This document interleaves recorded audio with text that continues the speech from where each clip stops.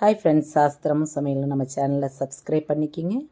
நம்ம நித்திய பூஜை தாங்க இன்றைக்கி பார்க்க போகிறோம். நம்ம நித்தியமாக டெய்லியும் காலையில் நம்ம என்ன பண்ண போகிறோன்னா, காலையில் எழுந்து நம்ம குளிச்சுட்டு இல்லைன்னா கைகால் முகம் கழுவிட்டு நம்ம வாசலுக்கு நம்ம ஃப்ளாட்டில் குடியிருந்தாலும் சரி, வாசலில் இருந்தாலும் நமக்கு என்ன நீர் கிடைக்குதோ அதில் மஞ்சள், பச்சை கற்பூரம், கிராம்பு பவுட்ரு இதெல்லாம் பவுட்ரு பண்ணி வச்சுட்டு நம்ம வீடு வாசலெல்லாம் கூட்டிட்டு இதை நம்ம தண்ணீர் விட்டு தெளிச்சுக்கிட்டு துடைக்கிறப்ப பார்த்திங்கன்னா நல்ல வாசனையாக இருக்கும். நம்ம வீட்டை கிராஸ் பண்ணுறப்பே பார்த்திங்கன்னா என்ட்ரன்ஸ்ட்டு அவ்வளோ ஒரு திவ்யமான ஒரு வாசனை இருக்குங்க. இந்த வாசனை நம்ம கோலம் போடையில் பார்த்திங்கனாக்க நம்ம நித்தியமாக அனுதினமும் யாருக்காவது நம்ம அன்னதானம் பண்ணணும் அப்படின்னு நம்மளுடைய சாஸ்திரங்களில் சொல்லுது. நம்ம நம்மளோட சம்பாதிக்கிறதுலே ஒரு பங்கு தான தர்மங்களுக்கு பண்ணணும்னு நியதி இருக்குங்க. நம்மளால் நித்தியமாக அப்படி போய் பண்ணலாம் முடியாது நிச்சயமாக எல்லாராலையும். அப்படிங்கிறப்ப இந்த வாசல்லேருந்தே நம்ம முன்னோர்களை ஆரம்பிச்சுக்குங்க. நீங்கள் பண்ணுற தான தர்மங்களுங்கன்னா பச்சரிசி மாவு, நம்ம வீட்டிலே இருக்கிற பச்சரிசி மாவு அதில் அரைக்கிறப்ப கொஞ்சமாக ஒரு பிச்சை கல்கொண்டோ சர்க்கரையோ போட்டு நம்ம அரைச்சி வைக்கிறப்ப பார்த்திங்கன்னா அந்த எறும்புகள்லாம் நம்ம வச்ச அடுத்த செகண்டே வந்துடுங்க. நம்ம இப்போ தீபம் நமக்கு வாசலில் முறை ஏற்றுறவங்க ஏற்றிக்கலாம். இல்லை நம்ம டெய்லிலாம் தீபம்லாம் ஏற்ற முடியாதுங்க, எங்களாலெல்லாம் கோலம் போட்டு நான் போயிடுவேன், பூஜை ரூமில் போய் விளக்கு பார்த்திங்களா, அந்த எறும்பு பார்த்திங்களா, நான் ஒரு 10-15 நிமிஷம் தான் ஆகும் உள்ளே போயிட்டு வரவங்களும் இவ்வளோ எறும்புகள் வந்துருச்சு பார்த்திங்களா. நம்ம அந்த இதில் கோலம் போட்டிருக்கிறப்ப தீபம் 2 ஏற்றிக்கலாங்க. ஏற்ற முடியாதவங்க 1 கூட ஏற்றிக்கலாம். நான் செவ்வாய்க்கிழமையினால் நான் சிகப்பு திரி போட்டு நான் ஏற்றிருக்கிறேன். மற்ற நாளில் ஒரு தீபம் ஏற்றிக்குவேன்.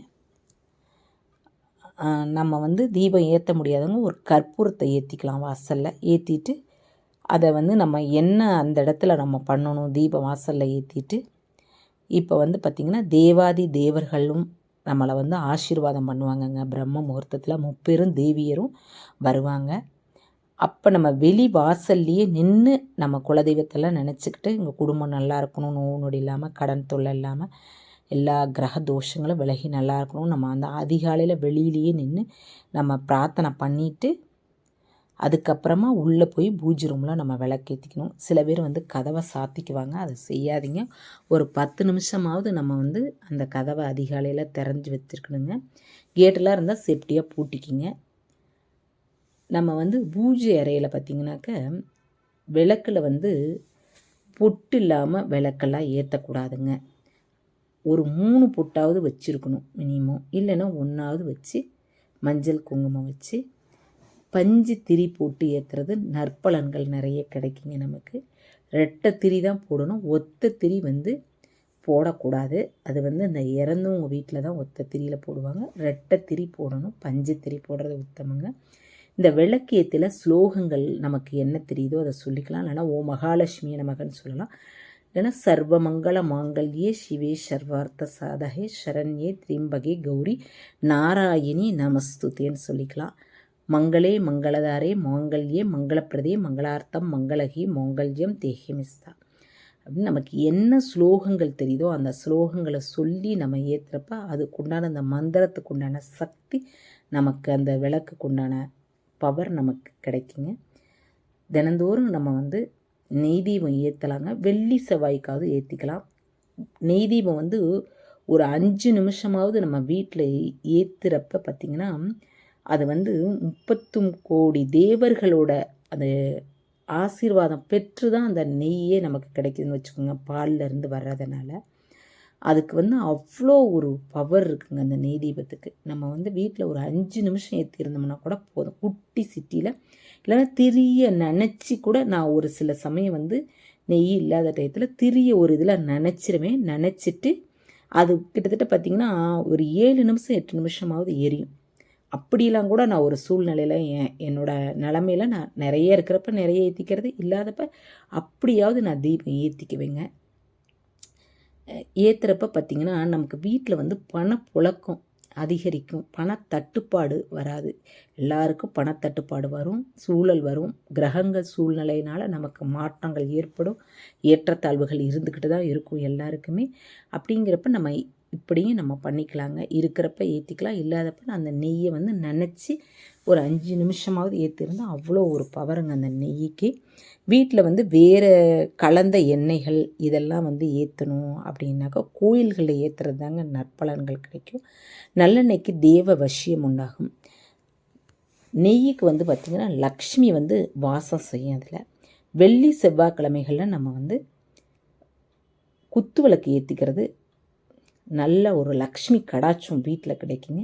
முடிஞ்சளவு தாமரைப்பூ ஒன்று வாங்கினாலும் வெள்ளிக்கிழமை செவ்வாய்க்கிழமைகளில் சாமிக்கிட்ட வச்சு நம்மளுடைய யாராவது நமக்கு வந்து பணம் தரணும், கடன் வந்து கொடுத்த கடன் வரலை அப்படிங்கிறவங்க முருகப்பெருமானுக்கு வந்து சிகப்பு திரி போட்டு நம்ம வந்து அந்த தாமரைப்பூ வச்சு நம்ம கும்பிடுறப்ப வராத கடன்லாம் வருங்க. கொடுத்த இடத்துல வராத கடன் இருக்குது அப்படின்றப்ப வரும். நம்ம வந்து தினந்தோறும் ஒரு திருப்புகளாவது குழந்தைங்களை வந்து நம்ம படிக்க சொல்லணுங்க. சின்ன திருப்புகளாவது எடுத்து குழந்தைங்களை வந்து அனுதினமும் வந்து ஸ்கூலுக்கு போகிறதப்ப நீங்கள் படிங்க அப்படின்னு சொல்லி நான் அந்த பழக்கத்தை நம்ம உண்டு பண்ணிடணுங்க. காலையில் முடியல அப்படின்னா விளக்க மட்டுமாவது ஏற்றி வச்சுட்டு ஒரு சிலருக்கு உடம்பு முடியாமல் கூட இருக்கும். அதே மாதிரி பார்த்திங்கன்னா கீழே வந்து உட்காந்தி தரையில் வந்து உட்காந்தி மந்திரங்கள் பதிகங்கள் இதெல்லாம் பாராயணம் பண்ணக்கூடாதுங்க. தரையில் உட்காந்தி பண்ணக்கூடாது.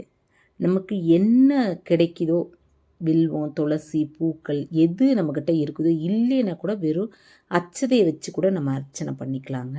சாமிக்கிட்ட எப்போவுமே மஞ்சள் குங்குமம் இருக்கணுங்க.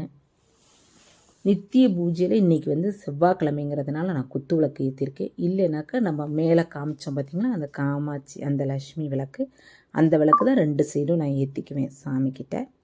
வேல் இருந்தால் நீங்கள் வேலை வந்து செவ்வாய்க்கிழமைகளில் வந்து நம்ம வேல் பூஜை மாதிரி பண்ணலாம்.